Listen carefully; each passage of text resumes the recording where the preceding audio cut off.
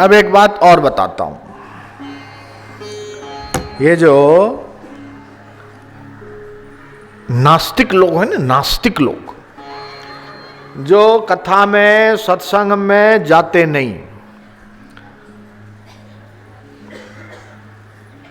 मतलबी और स्वार्थी, जो भगवान को नहीं मानते, मंदिर में नहीं जाते, साधु संतों की श्रद्धा का कोई मतलब नहीं, जिनको सिर्फ पैसा दिखाई देता है, पैसों मारो परमेश्वर। और ये चोटला वाली जो बाई है ना, मेरी बहरी ओ मेरी गुरु, और ये जो छोकरा छैया है वो शालिग्राम है, तो पूजा किसकी करूं? नास्तिकवाद। खाओ पियो मजा करो, ऋणम कृत्वा घृतम पीवेत या पर्यंत जीवेत सुखी जीवेत, ये जो चारवाक मत वाले नास्तिकवाद। अपने देश में भी कुछ है और विदेश में भी कुछ लोग हैं जो ये सत्संग प्रवचन को फालतू समझते और हमारे जैसे साधु संतों को गालियां देते। ये साधु संत अपना भी समय खराब करते हैं और जनता का भी समय खराब करते हैं। ये भी अपना काम धंधा तो करते नहीं और लोगों को भी 2 घंटे 4 घंटे बिठा के रखते।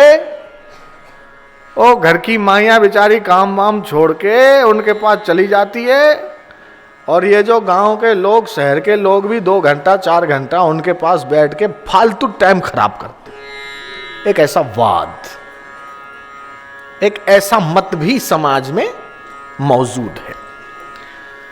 जो इस मत को मानते हैं उन लोगों के लिए मैं एक बात बताता हूं, वेरी साइंटिफिक, इसकी शोध हुई है और विदेश के डॉक्टरों ने और साइंटिस्टों ने इस पर रिसर्च किया है कि तुम सत्संग में जाते हो तो तुम्हें क्या फायदा होता है। ये केवल समय खराब करने का साधन नहीं है, ये मन की शांति का साधन नहीं है, ये जीवन को महान बनाने का साधन ही नहीं है, लेकिन इन सब के साथ साथ जो है क्या है, ये बोले ये तो तबीयत को अच्छा रखने का भी साधन है। सत्संग में आया, उससे पहले उसका खून लिया, सत्संग में 2 घंटा बैठा, उसके बाद वापस उसका खून लिया। दोनों रिपोर्ट देखकर वो चकित हो गए, हैरान हो गए।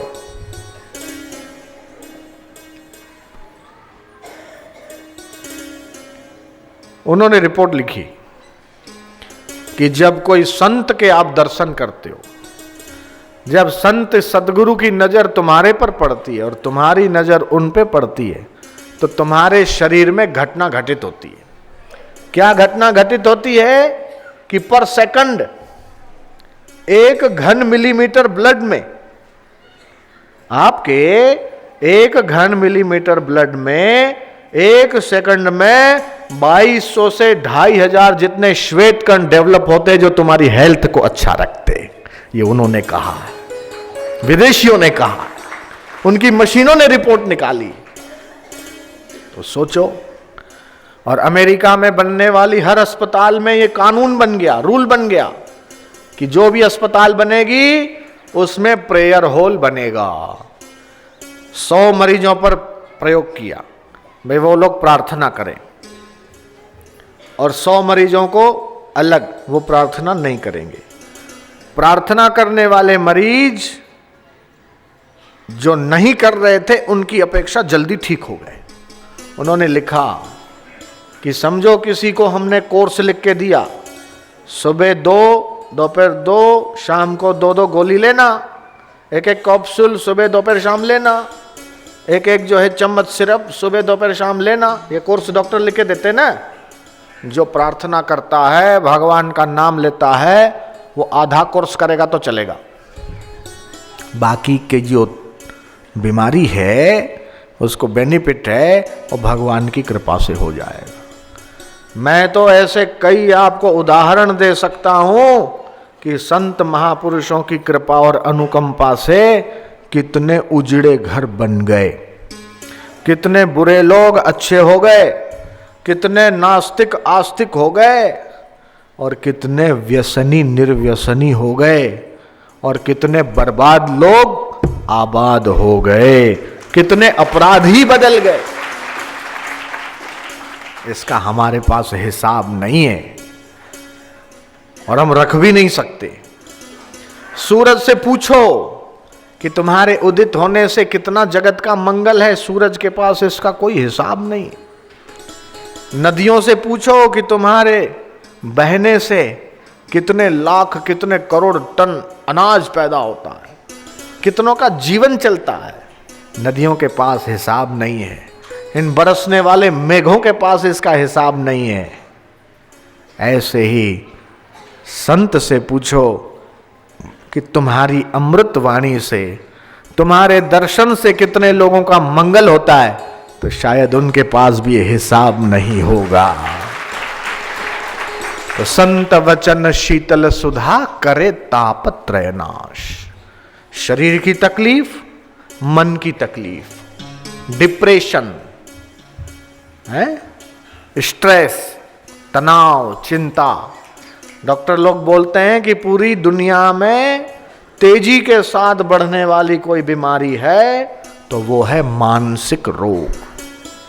पैसा है, पत्नी है, गाड़ी है, बंगला है, फिर भी रात को चैन नहीं है, तनाव है। अमेरिका के बच्चों में तनाव पैदा हो गया और वे लोग, कैंसर हो रहा है उनको, डायबिटीज हो रहा है, हाई बीपी हो रही है। लोग कहते हैं कि आधुनिक विकास हुआ है।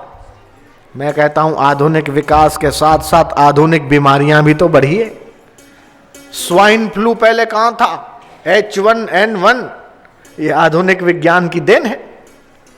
ये चिकनगुनिया का नाम मैंने तो कभी नहीं सुना बचपन में, शायद आपने भी नहीं सुना होगा।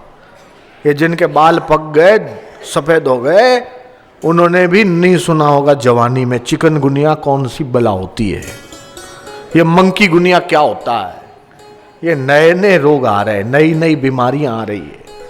और 20 साल के बाद 2021 में मेरे पास अखबार में आई रिपोर्ट पड़ी है कि डॉक्टर बोलते हैं कि जो अंग्रेजी दवा है ना, लोगों का शरीर ऐसा हो जाएगा 2021 में अंग्रेजी दवा काम ही नहीं करेगी।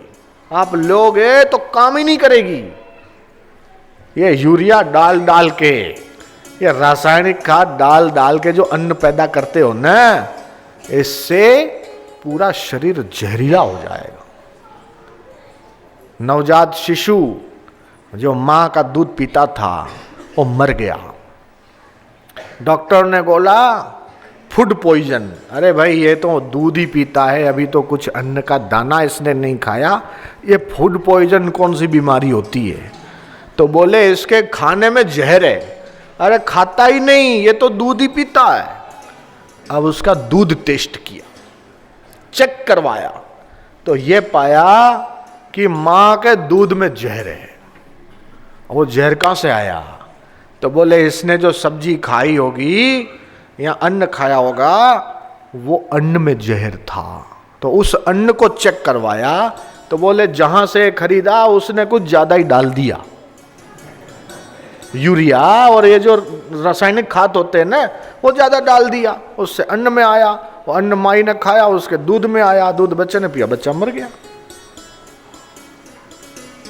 तो हमारी भारत की जमीन को तो ये विदेशी बंजर करने पर तुले हुए।